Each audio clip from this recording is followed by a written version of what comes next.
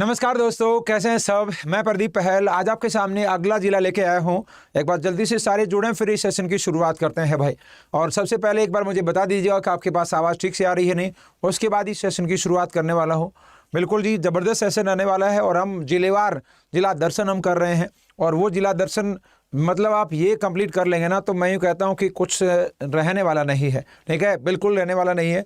तो आप जो है सेशन को, किसी भी एक सेशन को मिस नहीं करना भाई। ठीक है, तो एक बार सारे जुड़ करके बताएं कि आपके पास आवाज़ ठीक से आ रही नहीं। और उसके बाद इस सेशन की शुरुआत करूंगा मैं। और अभी की जब मैं बात करूंगा तो सबसे पहले आप जो है अपना हरियाणा जीके की जब बात करेंगे तो हरियाणा जीके इसका बैच आप हमारे आप जो है अड्डा 247 ऐप पर आप ले सकते हो। मेरा 439 रुपीज़ में है ओनली। ठीक है, लेकिन चाहिए तब ये मिलेगा इतने रुपए में जब आप Y737 ये कोड लगाएंगे, तभी बात बनेगी, नहीं तो ये बात नहीं बनने वाली है।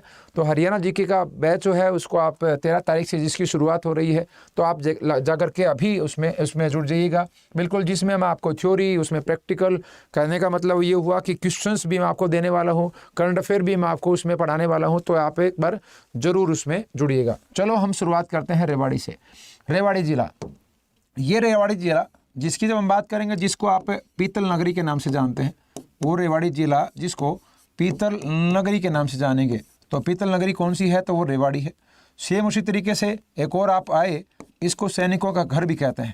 इसकी जब हम बात करते हैं तो इसको आप सैनिकों का घर भी कहा जाता है, सैनिकों का घर। उसकी जब हम बात करेंगे तो वो भी क्या है, वो भी रेवाड़ी है। पीतल नगरी वो भी क्या है, वो उसको भी आप रेवाड़ी बोलते हैं। इसी रेवाड़ी की बात करेंगे तो सर्वाधिक साक्षरता दर हमारे यहाँ, सर्वाधिक साक्षरता दर आपसे पूछे, लिटरेसी रेट, साक्षरता दर हरियाणा की आपसे पूछे तो आपको पता है कहाँ पर आती है, सर्वाधिक साक्षरता दर कहाँ है अपने यहाँ। उनकी जब हम बात करेंगे तो वो आती है हमारे गुरुग्राम में। पता है क्या इस बारे में आपको? बिल्कुल पता है। लेकिन आपसे पूछ ले एक बात कि पुरुष साक्षरता दर कहाँ पर ज़्यादा है, पुरुष साक्षरता दर, उसके बारे में यदि आपसे एक बात कहे तो आप क्या देने वाले होंगे? तो आप बोलेंगे रेवाड़ी में है, पहली बात। दूसरी एक और कह दे आपसे, आप बताइएगा एससी की साक्षरता दर, शेड्यूल कास्ट की साक्षरता दर की बात करेंगे तो भी सबसे ऊपर कौन आता है? तो उस साक्षरता दर में भी रेवाड़ी सबसे ऊपर है। ठीक है, तो रेवाड़ी की जब मैं बात करूंगा, पुरुष साक्षरता दर में सबसे ऊपर माना जाता है। ठीक है, एससी की साक्षरता दर में सबसे ऊपर है। और सर्वाधिक साक्षरता दर में तो जब हम बात करेंगे तो उसमें एक ही नाम आएगा, और उसका नाम क्या लेने वाले हो? बिल्कुल जी, गुरुग्राम ऊपर आता है। सबसे कम साक्षरता दर में की बात करेंगे तो आपको पता है वो आप मेवात में देखने वाले हो आप। बिल्कुल सही बोला। जब मैं इसी रेवाड़ी की बात करता हूँ तो इसी रेवाड़ी में थोड़ा सा जब हम बात करेंगे, इसी रेवाड़ी की एक और मैं बात करूँ, यहाँ अपने प्रदेश का पहला रेलवे स्टेशन, अपने प्रदेश का पहला रेलवे स्टेशन आपसे पूछे, पहला रेलवे स्टेशन की जब हम बात करेंगे तो उसकी जब आपसे पूछे तो रेवाड़ी है। तो रेवाड़ी में रेल कब चली? रेवाड़ी में रेल चली थी 1873 में, 1873 की जब बात करेंगे तो सबसे पहले ट्रेन चली थी रेवाड़ी में। रेवाड़ी में ट्रेन बिल्कुल पहले चली। फिर आपसे कोई पूछे कि अपने हरियाणा का सबसे बड़ा रेलवे जंक्शन कौन सा है, आपसे पूछे कि हरियाणा का सबसे बड़ा रेलवे जंक्शन, आपसे पूछे सबसे बड़ा रेलवे जंक्शन की जब हम बात करेंगे तो रेलवे जंक्शन, उसकी जब हम बात करते हैं तो वो जो है वो भी क्या है, वो भी रेवाड़ी है। रेवाड़ी एकमात्र ऐसा नहीं है कि एकमात्र रेलवे जंक्शन ही हो, साथ में ये भी है कि भाई 2010 तक भारत का भी सबसे बड़ा रेलवे जंक्शन था। भारत का सबसे बड़ा रेलवे जंक्शन, सबसे बड़ा रेलवे जंक्शन की जब हम बात करते हैं, जो जहाँ पर कहाँ मतलब कौन सी उसके ऊपर ट्रेन चलती हो, हम बात करेंगे तो मीटर गेज पर। मीटर गेज पर जिस रेलवे जंक्शन पर मीटर गेज है, मतलब मीटर गेज डेफिनेटली आपको पता होगा, एक होती है ब्रॉड गेज, ठीक है, एक होती है मीटर गेज, एक होती है संकरियो गेज, या फिर एक होती है नैरो गेज। अलग अलग इंग्लिश हिंदी में नाम जो हैं सेम होते हैं, लेकिन अलग अलग बता रखी है। तो ये ब्रॉड गेज नैरो गेज की बात करेंगे तो इसमें जो दूरी होती है किसी ट्रेन के बीच में, ट्रैक के बीच में बात करता हूँ, 1.676 मीटर, और इसके बीच में होती है 1 मीटर। ठीक है। तो इस तरीके से इसको 1 मीटर बोला गया है। और इनकी बात करूंगा तो एक की होती है 0.762 और एक होती है 0.610, इस तरीके से, ठीक है। तो जो यहाँ की बात करता हूँ तो यहाँ कौन सी 2010 तक ये मीटर गेज चलती थी, और जिस भी रेलवे जंक्शन पर मीटर गेज हो वो हमारे देश की सबसे बड़ा रेलवे जंक्शन 2010 तक ये था, ठीक है। लेकिन 2010 के बाद यहाँ पर कौन सी गेज आ गई है, ब्रॉड गेज आ गई है। ब्रॉड गेज की बात करूँगा तो अब ये दूसरे नंबर पर आ गया है। अब ये नई दिल्ली पहले नंबर पर है और रेवाड़ी अब दूसरे नंबर पर है। और जब मैं रेवाड़ी जंक्शन की बात करूँ ना, मैं रेवाड़ी जंक्शन अपने हरियाणा में सबसे ज़्यादा, रेवाड़ी जंक्शन की जब हम बात करते हैं तो वो अपने हरियाणा में सर्वाधिक राजस्व देने वाला जंक्शन है। हरियाणा में सर्वाधिक राजस्व की बात हम करेंगे, सर्वाधिक राजस्व की प्राप्ति एक तरीके से जब हम बात करते हैं तो सर्वाधिक राजस्व की प्राप्ति कहाँ पर होती है, तो हम बोलेंगे, बिल्कुल जी आप ये यहाँ बोलने वाले होंगे, सर्वाधिक जो राजस्व की प्राप्ति की बात से पूछे तो वो कहाँ पर आपको देखने को मिलेगी, तो वो रेवाड़ी जंक्शन से होती है। याद रख लेंगे आप इस बात को। जब रेली की बात चल रही है तो और चलते हैं थोड़ा सा। भारत की पहली सीएनजी ट्रेन की जब हम बात करेंगे, पहली सीएनजी ट्रेन जो है वो कहाँ से कहाँ तक चलाई गई थी, तो हम बोलेंगे रेवाड़ी से रोहतक के बीच में। कहाँ से कहाँ तक चली भाई, रेवाड़ी से रोहतक की बात करेंगे तो उसके बीच में इस ट्रेन को चलाया गया था। देश की क्या बोलेंगे, अपने भारत की पहली सीएनजी ट्रेन की जब हम बात करेंगे तो वो कहाँ से कहाँ तक चलाई गई, उसका जब आज आंसर आपसे कोई पूछता है तो आप क्या लगाने वाले होंगे, भारत की पहली सीएनजी ट्रेन रेवाड़ी से रोहतक के बीच में, ठीक है। कब चली थी, 2015 की बात है, 2015 की बात है, कब, बिल्कुल जी। तो ये बताइए 2015 की है या पहले की है या बाद की है, तो पहली सीएनजी ट्रेन यहाँ से यहाँ तक इसको चलाया गया था। जब हम इसकी बात करेंगे तो आपने सबसे पुराना रेलवे स्टेशन डेफिनेटली आपको पता ही है, तो आप इसी को आप मानते हैं, इनको आप याद रखिएगा इन सारी चीज़ों को। उसके बाद आपसे पूछे कि हमारे यहाँ एक रेलवे जंक्शन भी पड़ता है, तो रेलवे जंक्शन है तो यहाँ पर एक रेल संग्रहालय भी है। हरियाणा में रेल संग्रहालय कहाँ है भाई, रेल संग्रहालय, म्यूजियम कह रहे हैं ये, तो रेल संग्रहालय ये भी रेवाड़ी में है। फिर एक और आता है rail loco pilot late rail film loco, rail के संबंधित फिल्म लोको सेट, उसकी जब आपसे पूछे तो वो भी कहाँ है, तो वो भी रेवाड़ी में है। फिल्म लोको सेट मतलब रेल से संबंधित जो हम बात करेंगे, जब भी किसी को क्या करना हो भाई, रेल पर शूट करना हो डिब्बे पर, तो वो फिल्म लोको सेट कहाँ पर बना रखा है, तो वो भी रेवाड़ी में बना रखा है, ठीक है। आपने एक नाम सुना होगा, एक जो है फेरी क्वीन, नाम जानते हैं, फेरी क्वीन, तो एक बार कमेंट करके बताना मुझे, ये फेरी क्वीन जो है इसका संबंध क्या है, कि ये देश का पहली बार जब ट्रेन चली थी तो उसका नाम फेरी क्वीन था इंजन का, या फिर भाई कोई इंग्लिश मतलब बिजली की इंजन चली थी उसका, मतलब ट्रेन चली थी उसका इंजन था, क्या था ये। फेरी क्वीन की बात करेंगे तो ये यहीं पर रखा हुआ है, क्या चलती हालत में है, तो बताइएगा। तो फिल्म लोको सेट की बात करेंगे तो आपको ये रेवाड़ी में आपको देखने को मिलता है, इसको भी आप याद रखना, ठीक है। याद रखेंगे, नहीं याद रहे तो भी कोई बात नहीं, याद रह जाए तो इससे अच्छी बात और क्या हो सकती है। उसके बाद हम बात करते हैं अगला, जो अब रेवाड़ी रेल से बाहर निकलो, अब रेल से बाहर निकल करके हम कहाँ पहुँचे, यहाँ की बात करता हूँ। वो रेवाड़ी बना कब था, रेवाड़ी की जो स्थापना हुई है एक जिले के रूप में, रेवाड़ी बना था कब भाई, कब बना, तो ये बना था 1989 में, 1989 में बना था, 1989 में बना। और इसकी जब हम बात करेंगे तो महेंद्रगढ़ का और रेवाड़ी का रास्ता, महेंद्रगढ़ और रेवाड़ी की जब बात करेंगे तो इसका नाता तो है ही, बिल्कुल जी। तो रेवाड़ी बना कब, 1989 में। और ये रेवाड़ी को बनाने में योगदान माना जाता है, ऐसा कहा जाता है कि राव बीरेंद्र सिंह का योगदान अच्छा खासा है। राव बीरेंद्र सिंह को मैंने अभी इसलिए याद कर लिया क्योंकि ये हमारे प्रदेश के पहले निर्वाचित सीएम थे। प्रदेश के पहले निर्वाचित सीएम की जब हम बात करेंगे, पहले निर्वाचित सीएम हम बात करें तो इन्हीं का नाम आता है राव बीरेंद्र सिंह का, ठीक है। और ये राव बीरेंद्र सिंह की बात करेंगे तो इन्होंने कौन सी पार्टी बनाई थी भाई, पार्टी का नाम क्या था इनका, विशाल हरियाणा पार्टी था ना, इनकी पार्टी का नाम क्या था, विशाल हरियाणा पार्टी।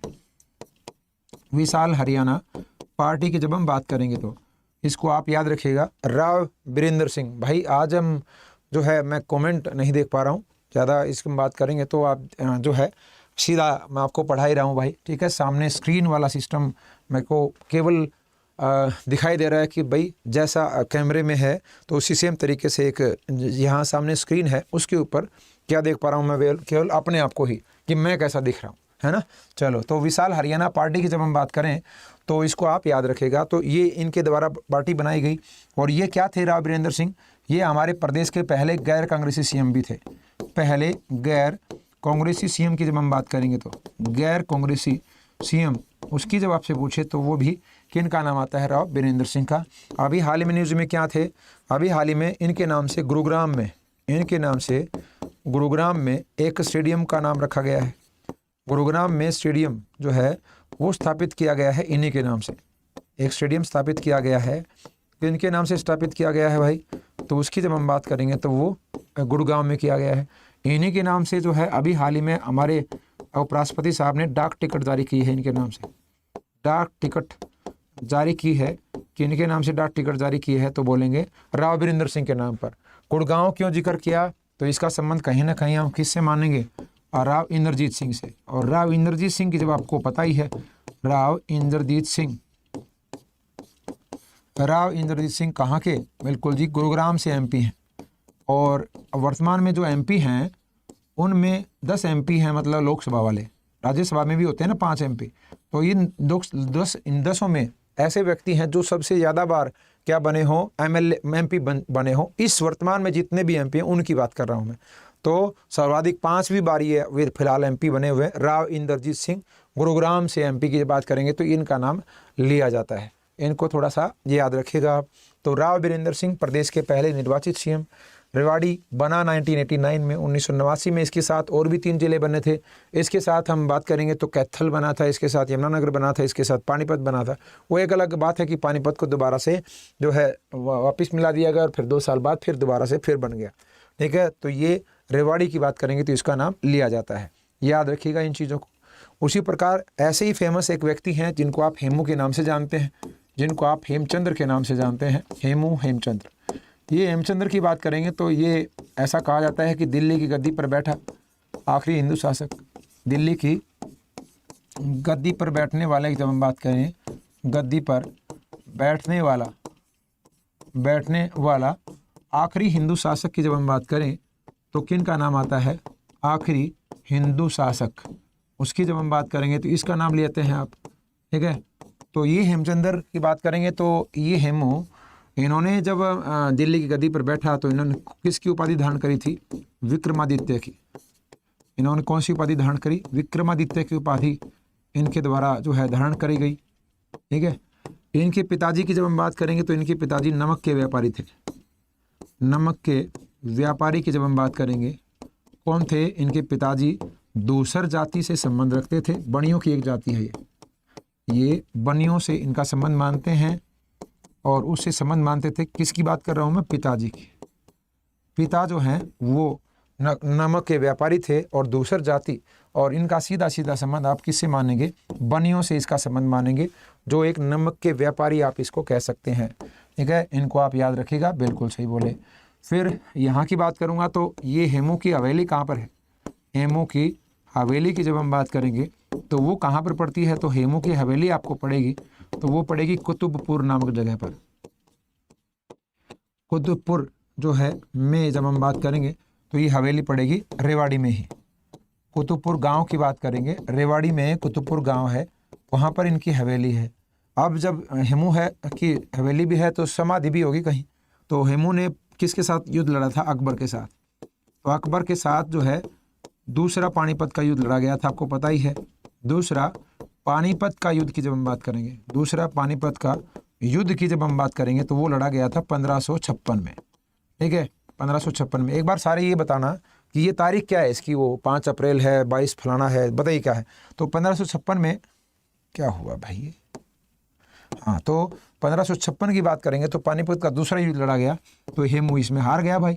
हेमू का हारना ही है तो हेमू की हत्या हो गई, एक तरीके से हत्या हो गई। तो पानीपत का युद्ध है तो इसकी समाधि कहाँ पर होगी, पानीपत में।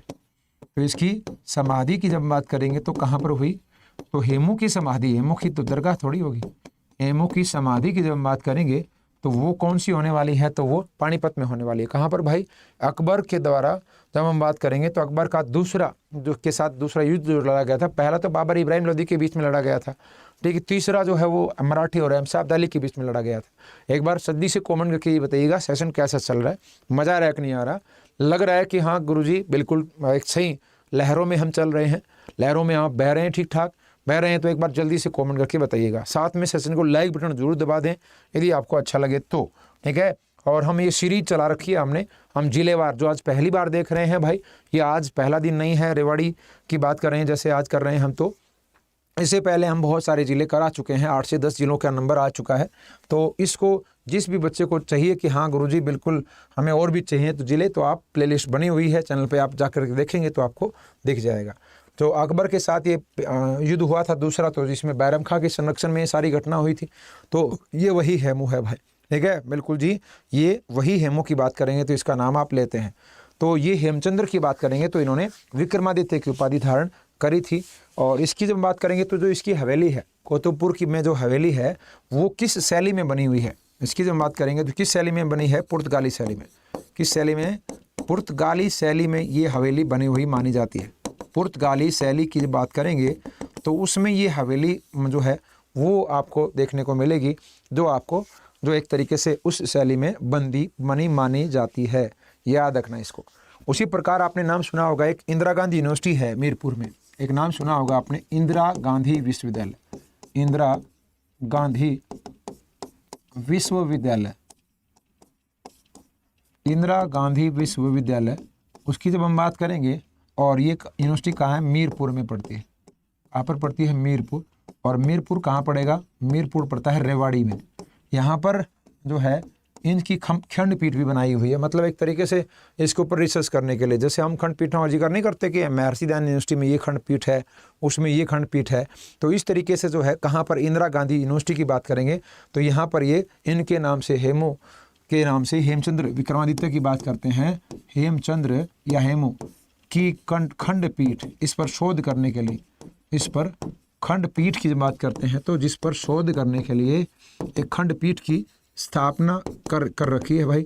तो कहाँ पर कर रखी है, तो वो स्थापना की गई है, तो वो कहाँ पर की गई, इंदिरा गांधी यूनिवर्सिटी मीरपुर में, रेवाड़ी।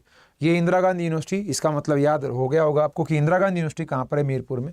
पहले किसका जो है एक तरीके से ब्रांच होती थी, तो पहले ही ब्रांच होती थी किसकी, ये होती थी महर्षि दयानंद यूनिवर्सिटी की, महर्षि दयानंद विश्वविद्यालय की। अब इसका जिक्र आया तो एक और याद कर लो, यहाँ पर एक नाम सुना होगा आपने, चौधरी चरण सिंह कृषि विश्वविद्यालय सुना है, चौधरी चरण सिंह कृषि विश्वविद्यालय सुना है, कहाँ है, चौधरी चरण सिंह कृषि विश्वविद्यालय, इसके बारे में आप सुना होगा। इसका एक क्षेत्रीय कार्यालय है शोध के लिए, क्षेत्रीय मतलब संस्थान एक तरीके से है इसका, और किसके लिए, शोध अनुसंधान करने के लिए, शोध के लिए कहाँ पर है, तो वो हम बोलेंगे रेवाड़ी में ही पड़ता है, बावल में, बावल रेवाड़ी, और रेवाड़ी बावल में हमारा जो कृषि विश्वविद्यालय है चौधरी चरण सिंह कृषि विश्वविद्यालय कहाँ पर पड़ता है, इसकी तो पता ही है आपको, ये हिसार में पड़ती है। तो हिसार में इस यूनिवर्सिटी का क्षेत्रीय जो संस्थान है, शोध संस्थान, वो कहाँ पर है, बावल में। उसकी जब हम बात करेंगे तो कहाँ पर पड़ेगा, बावल, इसको आप बोलने वाले हो, कहाँ पर पड़ेगा, तो बावल में ये शोध संस्थान आपको देखने को मिलेगा, तो आप इसको देख सकते हैं कहाँ पर पड़ेगा, बावल। जब इसी की बात करेंगे तो एक क्वेश्चन कई बार पूछा जाता है कि आप एक बार कमेंट करके बताना, भाई आपको बताना है, ये मैं नहीं बताने वाला। बावल जो है वो किस नेशनल हाईवे पर पड़ता है, नेशनल हाईवे जो है ये कौन से नेशनल हाईवे पे पड़ता है, NH8 पर पड़ता है, NH10 पे पड़ता है, NH1 पे पड़ता है, या फिर मुंबई जो है दिल्ली मुंबई एक्सप्रेस वे पे पड़ेगा, किस पर पड़ेगा ये बताओ जल्दी से। मतलब दिल्ली जयपुर पर पड़ता है, तो दिल्ली जयपुर आजकल नाम थोड़ा सा चेंज हुआ था भाई, NH48 हो गया हो, NH8 हो गया हो, पहले था। या हमारे यहाँ नेशनल हाईवेज़ की बात करेंगे तो अपने हरियाणा में तो सबसे बड़ा नेशनल हाईवे NH9 है, आपको पता ही है, ठीक है, बिल्कुल, जो दिल्ली से फाजिल्का जाता है, फाजिल्का तो पंजाब में है ना, तो वहाँ तक ये पहुँचता है। तो इसी प्रकार NH44 जो 1 का नाम 44 हो गया है अभी, इसके बारे में भी आप जानते होंगे। तो यहाँ ये बावल जो है, ये इंडस्ट्रियल एरिया, बावल औद्योगिक क्षेत्र आपको कहाँ पर देखने को मिलेगा, किस जगह पर आप इसको देखेंगे, तो ये एक बार मुझे बता देना भाई। यदि याद रह जाए तो ठीक है, ना याद रह जाए तो भी ठीक है। तो इनको आप याद रखेंगे। चलो ठीक है, अगला आता है अभी हाल ही की जब हम बात करेंगे तो यहाँ पर हरियाणा की जब बात करते हैं तो रेवाड़ी में अहीर शासन की स्थापना, रेवाड़ी की बात करेंगे, रेवाड़ी में अहीर शासन की स्थापना किसके द्वारा करी गई थी? अहीर शासन की स्थापना की जब हम बात करेंगे, अहीर शासन की स्थापना किसने की? वैसे हमारे यहाँ हरियाणा में सर्वाधिक अहीर जाति के लोग जो हैं वो कहाँ पर रहते हैं? रेवाड़ी में ही रहते हैं। तो उसमें किसका नाम आता है? नंदराम अहीर के नाम से, इसको आप जानते हैं, उसको आप नंदराम अहीर। तो नंदराम अहीर को आप जानते हैं जिसने किसकी स्थापना करी थी? रेवाड़ी में अहीर शासन की स्थापना करी थी, नंदराम अहीर ने इसकी स्थापना करी थी। उसी प्रकार एक धारूहेड़ा का संस्थापक भी ये है, धारूहेड़ा नाम सुना है? धारूहेड़ा, उसके संस्थापक की बात करेंगे तो भी किनका नाम आता है? तो भी इनका नाम आता है। और इन्होंने शासन की स्थापना, अहीर शासन की तो स्थापना करी है, जिन्होंने धारूहेड़ा की स्थापना तो करी है, इन्होंने अपने नाम से भी एक गांव की स्थापना करी है जिसकी बात करेंगे, जिसको आप नंदरामपुरा कहते हैं, जिसको नंदरामपुरा के नाम से जानते हैं। नंदरामपुरा के नाम से जो है वो एक गांव, वो भी किसने बसाया? वो भी नंदराम अहीर के ही काम है, नहीं क्या? तो इसने धारूहेड़ा बसाया, इसने अहीर शासन की स्थापना करी, इसने नंदरामपुरा की स्थापना करी है।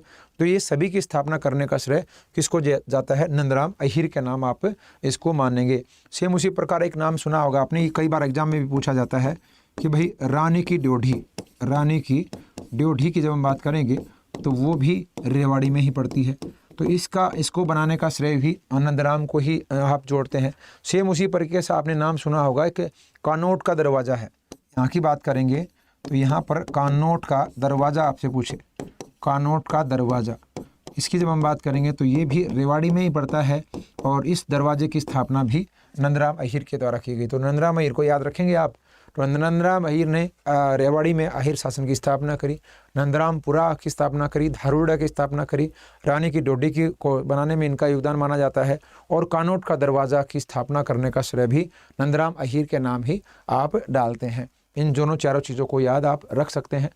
उसी प्रकार यहाँ की बात करेंगे तो आपको पता होगा कि भाई यहाँ पर राजा नाहर सिंह वन्य जीवन अभ्यारण्य, नाहर सिंह वन्य जीव अभ्यारण्य की जब हम बात करेंगे तो वन्य जीव अभ्यारण्य, राजा नाहर सिंह वन्य जीवन अभ्यारण्य की बात करते हैं तो वो कहाँ पर पड़ता है? तो वो रेवाड़ी में ही पड़ता है।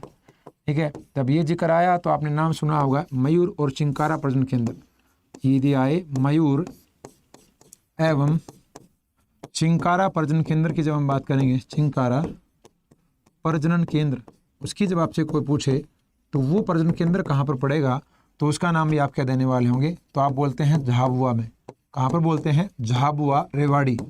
झाबुआ रेवाड़ी की जब हम बात करेंगे तो जहाँ पर आपको मयूर और चिंकारा प्रजनन केंद्र आपको देखने को मिलेगा, और ये कहाँ पड़ता है? झाबुआ रेवाड़ी में पड़ता है। अकेला चिंकारा प्रजनन केंद्र आए तो यदि मान लो ये आ जाए कि पूछें कि बताइएगा चिंकारा प्रजनन केंद्र कहाँ है, तो आपको पता ही है ना, चिंकारा प्रजनन केंद्र, उसकी जब हम बात करते हैं तो उसका आंसर आप क्या दे रहे होंगे? चिंकारा प्रजनन केंद्र। तो ये कहाँ पड़ता है? भिवानी में। भिवानी कैरू है ना, तो भिवानी में अकेला चिंकारा प्रजनन केंद्र है। मयूर और चिंकारा प्रजनन केंद्र की जब बात करते हैं तो वो कहाँ पर पड़ता है? तो वो झाबुआ रेवाड़ी में, इसको आप बोलने वाले होंगे। राजा नाहर सिंह के बारे में जितनी सारी चीज़ें हैं वो आपको बल्लभगढ़ में दिखाई देंगी, फरीदाबाद में, लेकिन राजा नाहर सिंह के नाम से जो वाइल्ड लाइफ सेंचुरी है वो आपको कहाँ दिखाई देगी? यहाँ पर ही दिखाई देती है। उसके पश्चात आप पूछे कि रेड मस्जिद कहाँ पर है? रेड मस्जिद, उसकी जब हम बात करेंगे तो वो आपको रेवाड़ी में दिखाई देती है। ठीक है, लाल मस्जिद और आती है एक, लाल मस्जिद की जब हम बात करते हैं तो वो आप कहाँ देखते हैं? तो वो आप रोहतक में भी देखते हैं किसी तरीके की लाल मस्जिद। ठीक है, तो वो दोनों का मतलब एक है, रेड लाल भी लिखा हो सकता है। ऑप्शन में जब दोनों आ जाए तो एग्जाम में डिपेंड करेगा कि वो लाल किसको मान रहा है, लेकिन इस वाले को हमेशा कोई देखा है जहाँ तक उसको रेड मस्जिद के नाम से आप ज़्यादा एक तरीके से उसको याद करते हैं। तो नाहर सिंह वन्यजीवन अभ्यारण्य, मयूर और चिंकारा प्रजनन केंद्र या रेड मस्जिद, तीनों की बात करेंगे तो आपको रेवाड़ी में आपको दिखाई देता है। ठीक है, उसी प्रकार जब हम बात करेंगे तो अपने यहाँ जो है राज्य का सबसे बड़ा कैंसर संस्थान जो मीरपुर रेवाड़ी में स्थापित किया जा रहा है, आने वाले समय में होगा। और यहाँ का जो ये जो धारूहेड़ा की बात करेंगे और रेवाड़ी, ये यहाँ के औद्योगिक क्षेत्र माने जाते हैं। 2 पहिया वाहनों के उत्पादन की जब हम बात करेंगे तो उसके वाहनों के उत्पादन में इनका नाम सबसे ऊपर आता है कि भाई हमारे हरियाणा में दोपहिया वाहन जो बनते हैं सर्वाधिक, तो उसमें किसका नाम कि हीरो मोटरसाइकिल का जो फैक्ट्री है वो कहाँ पर पड़ती है, तो वो धारवाड़ में ही पड़ती है। क्या है? हीरो मोटरसाइकिल की बात करेंगे तो हीरो मोटरसाइकिल की जब हम बात करते हैं, हीरो मोटरसाइकिल उसकी जब आपसे पूछे तो इसका हीरो मोटरसाइकिल की बात करेंगे तो इसका ये कहाँ इसकी फैक्ट्री है, तो वो धारवाड़ में पड़ती है। और धारवाड़ पड़ता कहाँ पर है? रेवाड़ी में ही पड़ता है। नंदराम हीर ने इसकी स्थापना करी थी धारवाड़ की, आपको पता ही है। तो कोई आपसे पूछे कि दोपहिया वाहनों में सर्वाधिक उत्पादन में हरियाणा पहले नंबर पर है। ठीक है, दोपहिया वाहन कहाँ ज़्यादा बनते हैं? तो वो बनते हैं हरियाणा में। और हरियाणा में कहाँ बनते हैं? रेवाड़ी में। हरियाणा में कहाँ बनेंगे? रेवाड़ी मतलब धारवाड़। ठीक है, तो हीरो मोटरसाइकिल की बात करेंगे तो इनका नाम, धारवाड़ का नाम सबसे ऊपर लिया जाता है। उसी प्रकार जब हम बात करेंगे तो इन्हीं का नाम आप लेने वाले हो कि भाई ये बताइएगा कि हमारे यहाँ एक सैनिक स्कूल भी आपको पता होगा।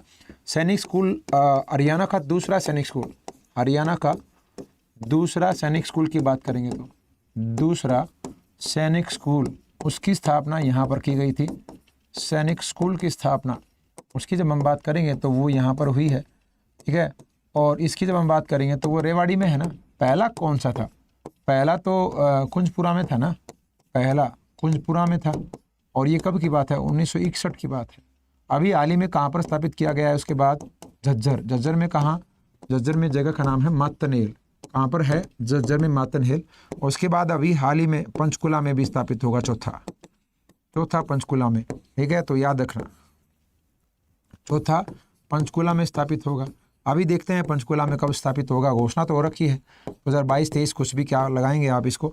तो 3 जो हैं हमारे यहाँ, सबसे पहला नंबर कुंजपुरा का आता है, फिर उसके बाद जो है आप रेवाड़ी का नाम लेते हैं, इसको आप याद रख सकते हैं। बिल्कुल ठीक कहा आपने। उसी प्रकार एक नाम सुना होगा आपने, अल्हड़ बीकानेरी।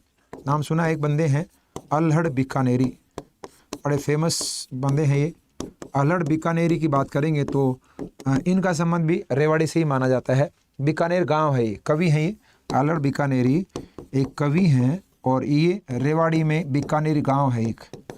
आप जब झज्जर से रेवाड़ी जाते हैं और टोल क्रॉस कर देते हैं और फिर आप टोल क्रॉस करते ही और फिर आप राइट साइड उतर जाते हैं, या तो आप 2 तरीके हैं आपको रेवाड़ी में अंदर घुसने के, आप बाईपास होते हुए और फिर आगे जाकर कट मारें, या फिर सीधा टोल क्रॉस करते ही फिर नीचे उतर जाएं तो आप बीकानेर जो गांव है वहाँ होकर के आपको जाना पड़ेगा।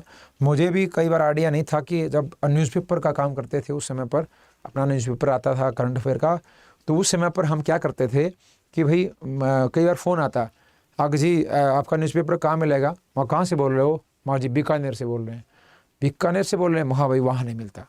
बीकानेर में सर नज़दीक कोई और शहर में मिलता हो? मखा आप बताओ आपके नज़दीक कौन सा शहर और हरियाणा में? तो जी रेवाड़ी है। अरे भाई रेवाड़ी में तो मिल जाएगा यार। रेवाड़ी और मखा बीकानेर कहाँ है और रेवाड़ी कहाँ? नीला जी हरियाणा में भी है एक बीकानेर। उस समय पर कभी गए नहीं थे रेवाड़ी, एक बहुत छोटा सा गांव था, कोई फेमस गांव भी नहीं था। आजकल तो आप सबको भी पता है कि कौन सा गांव किस तहसील में पड़ता है, कौन सा ये खंड कौन सी तहसील मतलब किस ज़िले में पड़ता है। अब तो सरकार ने आपको हरियाणा का अच्छा खासा ज्ञान करा दिया है कि किसने क्या बनवाया, कौन से आने की डोडी किसने बनवाई, ये सारा ज्ञान आप अभी तो आप रखते हैं। तो अल्हड़ बीकानेरी आप यहाँ पर देखेंगे कहाँ की बात करते हैं, तो बिल्कुल जी यही। उसी प्रकार आपसे पूछे कि जब तहसील का जिक्र आया तो सर्वाधिक लिंगानुपात की बात करेंगे तो अपने हरियाणा की बात करेंगे। हरियाणा में सर्वाधिक लिंगानुपात वाली तहसील आपसे पूछे, सर्वाधिक लिंगानुपात वाली तहसील की जब बात करते हैं तो लिंगानुपात वाली तहसील वो कौन सी है? तो उसका आंसर क्या देने वाले हो आप? वो कोसली है। कोसली तो तहसील है रेवाड़ी की, उसमें वो सबसे ज़्यादा लिंगानुपात अपने पास रखती है। सेक्स रेशियो में सबसे ऊपर आता है। किसी तहसील में इतना ज़्यादा लिंगानुपात हो तो उसकी जब हम बात करेंगे तो इसका आंसर आप ये देने वाले हो। बिल्कुल ठीक कहा आपने, बहुत बढ़िया भाई। उसी प्रकार आपसे पूछे नेक्स्ट आता है, यहाँ पर नदियों बहने की बात आएगी तो यहाँ पर कौन सी नदी बहती है? यहाँ पर एक साहिबी नदी बहती है। यहाँ पर कौन सी नदी बहेगी? साहिबी। और भाई साहब साहिबी नदी का तो मतलब मुझे एक पता नहीं था कि ये साहिबी नदी है। गए बहुत बार ऊपर से, कौन सी, जब आप नजफगढ़ से और आप गुड़गांव आते हैं बीच रास्ते में वो कैंप है ना, कौन से CRPF कैंप है, कौन से हैं, उसे निकलते ही वो गंदा नाला आता है एक, बड़ा अच्छा मतलब कुछ ज़्यादा ही गंदा है ना। तो उस गंदे नाले को देखा मैंने, तो एक दिन मैप में देख रहे थे कि भाई कितनी दूर रह गया है, और एक और भाई था मेरे साथ कि गुड़गांव कितनी दूर है। तो उसने देखा कि मतलब देखो जी साहिबी नदी के ऊपर से जा रहे हैं हम। मुखा ये साहिबी नदी है, मैं लगा यार यहाँ तक पहुँचती है साहिबी नदी। तो वो साहिबी नदी का पानी ऐसा कहा जाता है कि बारिश के मौसम में जब पानी ज़्यादा होता है तो वो साहिबी नदी का पानी कहाँ गिरता है, वो गिरता है यमुना नदी में। तो आप देख लेना यमुना नदी कितनी जो है एक तरीके से स्वच्छ है और साफ़ है। तो आप उसका अनुमान लगा सकते हैं। यदि कोई नजफगढ़ से और गुड़गांव के बीच में कभी यात्रा करी हो आपने, तो बीच में जो एक पुल से होते हुए बसें जो आराम आराम से एक दूसरे के पास से ऐसे गुजरती हुई चलती हैं। आजकल तो नया पुल बन गया है बराबर में, लेकिन वो साहिबी नदी है। तो ये साहिबी नदी रेवाड़ी में डेफिनेटली बहती है और ये प्रमुख नदी मानी जाती है। यहाँ पर कोट कासिम एक जगह है रेवाड़ी में, कोट कासिम जगह है रेवाड़ी में, तो यहाँ वो प्रवेश करती है। कोट कासिम की बात करेंगे, रेवाड़ी में ये जगह प्रवेश करने की बात आती है, तो उसकी जब हम बात करेंगे तो कोट कासिम में ये प्रवेश करेगी। ठीक है, इतनी ज़बरदस्त, मतलब मैं ये कह रहा हूँ कि मुझे एहसास अनुमान नहीं लगा कि यार ये साहिबी नदी इतनी साफ़ सुथरी हो सकती है। ठीक है, राजस्थान से आती हुई हमारे यहाँ पहुँचती है, लेकिन हमारे यहाँ उसका हाल इतना बुरा हो जाता है। वैसे ठीक है, आगे जाकर के आप इसको क्या कहते हैं कि ये कहाँ गिरती है, ये गिरती है नजफगढ़ झील में। ये नजफगढ़ झील की बात करेंगे तो वहाँ पर आकर के गिर जाती है। ठीक है, आखिरी स्टेशन होता है इसका, लेकिन वो आखिरी स्टेशन नहीं है। वो भी झील ऐसे नहीं है कि अच्छी खासी बड़ी हो चिल्का झील हो, ऐसा नहीं है। तो वो थोड़ा सा बारिश का पानी ज़्यादा हुआ तो वो कहाँ पहुँच जाएगी, यमुना नदी में पहुँच जाएगी, और यमुना को वो साफ़ सुथरा कर देती है। मतलब गंदा नाला है यार, इससे ज़्यादा क्या है। क्लास आप बिल्कुल जी, रुकिएगा 4 मिनट। तो उसकी जब हम बात करेंगे तो ये साहिबी नदी, आपको पता है ना, इस साहिबी नदी का एक जो है सहायक नदी भी है। आप उसको इंदौरी नदी के नाम से जानते हैं आप इसको इंदौरी नदी। ये इसकी सबसे बड़ी सहायक नदी की बात करेंगे तो इसका नाम आता है। ये इसकी सबसे बड़ी सहायक नदी की बात करेंगे तो आप इसका नाम लेते हैं। दक्षिणी हरियाणा की सबसे बड़ी नदी है साहिबी। ठीक है, उत्तरी हरियाणा की बात करेंगे तो उसमें आप नाम लेते हैं घग्गर, मारकंडा, ठीक है, चितांग, सरस्वती। और ये सारी नदियां जो उत्तरी भारत की, वो सारी कहाँ पर मिलती हैं, वो सारी मिलती हैं घग्गर नदी में। आता है ना, कई बार क्वेश्चन पूछा जाता है कि बताइएगा कौशल्या नदी किसकी सहायक नदी है, तो वैसे तो वो सबसे पहले किस में मिलती है, सरस्वती में मिलती है, घग्गर नदी में नहीं मिलती। लेकिन ये सारी नदियाँ मारकंडा और जो टांगरी, ये दोनों की बात करूँगा तो पहले सरस्वती में मिलती हैं। लेकिन आपके एग्जाम में क्वेश्चन आया है वो HSLC के अकॉर्डिंग बता रहा हूँ मैं, तो कि उन्होंने हमेशा ये दिया है कि घग्गर नदी में मिलती है। घग्गर नदी जो आगे जाकर के हाखड़ा के नाम से बदल जाता है इसका नाम। और आपने पता है अपने हरियाणा में हाखड़ा संस्कृति का सबसे पहला अवशेष कहाँ मिला है, एक बार बताओ जल्दी से कि हाखड़ा संस्कृति का सबसे पहला अवशेष अपने हरियाणा में कहाँ मिला है। तो उसका नाम आप देंगे तो इसका नाम जो है वो आप बोलेंगे फतेहाबाद में। फतेहाबाद में जगह का नाम क्या है, उसकी जब हम बात करेंगे तो वो कुणाल नामक जगह है। सुनी होगी आपने कुणाल में राजसी मुकुट भी मिला है हमारे यहाँ, आपको पता होगा इसके बारे में। ये फतेहाबाद में पड़ता है। फतेहाबाद में और भी कोई हड़प्पा सभ्यता की कोई जो एक जगह मानी जाती है क्या, बनावली हो, राखीगढ़ी हो, मिताथल हो, कोई तो होगी। बिल्कुल जी, तो आप बनावली बोलते हैं, जहाँ से हमें क्या मिला है, जहाँ से हमें जो है जुते हुए खेत के साक्ष्य मिले हैं, कृषि के साक्ष्य मिले हैं, यहाँ पर बैलगाड़ी के पहियों के निशान मिले हैं, तो वो बनावली फतेहाबाद, वो फतेहाबाद जिसको हरियाणा का पिंक सिटी के नाम से जानते हैं आप, पता होगा आपको। उदयनगरी भी आप बोलते होंगे इसको, है ना। चलो, तो इस तरीके से ये आज का सेशन था। कैसा लगा आपको, बढ़िया लगा ना। बिल्कुल, यदि आप चाहते हैं कि भाई ये हरियाणा जी के आप इस तरीके से पढ़ें तो एक छोटा सा मैं आपको एक थोड़ा ज्ञान आपको देना चाहता हूँ। यदि आप चाहते हैं कि भाई मतलब आप जो है इस हरियाणा जीके को और अच्छे से पढ़ें तो उसके लिए क्या करना पड़ेगा आपको, ये अड्डा 247 के नाम से एक जो है, आप इसको जब आप ऐसे क्लिक करते हैं तो आप स्टेट एग्ज़ाम में जाएंगे तो आप हरियाणा जीके का स्पेशल बैच स्टार्ट हो रहा है। और उसको जो आप HPSC HCS में जाते हैं तो सबसे पहला ही आपको दिखाई देगा ये, ठीक है। ये हरियाणा जीके का बैच जो सबसे पहले दिखाई देगा। और आप इतने इससे भी ज़्यादा डिटेल में, क्योंकि हम ये जिलेवार कर रहे हैं, वहाँ पर हम टॉपिक वाइज पढ़ने वाले हैं, साथ साथ में मैं MCQs देने वाला हूँ, साथ साथ में हम प्रीवियस ईयर क्वेश्चन कराने वाले हैं। और मैं हमेशा बताता हूँ कि प्रीवियस ईयर क्वेश्चन जो होते हैं वो 25 में से 17-18 क्वेश्चन हूबहू, ऑप्शन भी चेंज नहीं होता, यूं का यूं आते हैं, ठीक है। तो वो भी मैं आपको देने वाला हूँ। करंट अफेयर भी इसमें आपको देने वाला हूँ, मतलब 50-60 क्लास में सब कुछ कवर हो जाएगा। ये 1999 नहीं पे करना पड़ेगा भाई, आपको इतना पैसा कहाँ लेके जाएंगे, नहीं बिल्कुल जी। तो इसके लिए क्या करना पड़ेगा, एक मेरा कोड है छोटा सा, उसको बोलते हैं 73, मतलब क्या बोलेंगे 737। इसको जब अप्लाई करते हैं तो ये केवल 459 रुपये का हो जाता है। और 459 रुपये कोई बड़ी माया तो होती नहीं, बहुत छोटी माया है ना। बिल्कुल जी, आपको इतना भी पे करना नहीं पड़ना, ये भी नहीं करना भाई, बिल्कुल नहीं करना है। 459 रुपये नहीं देने हैं। कौन कह रहा है इतने रुपए देने हैं, बिल्कुल भी कोई नहीं कह रहा। मैं कह रहा हूँ यदि आप ऐप डाउनलोड कर लेंगे तो ये केवल 439 रुपये मिल जाएगा। मतलब रोज़ देने पड़ेंगे आपको 1 रुपया 20 पैसे। क्या आप रोज़ 1 रुपया लगा सकते हैं डेली? मतलब 12 महीने का ही बैच है, 12 महीने में आप जो है 1 रुपया 20 पैसा।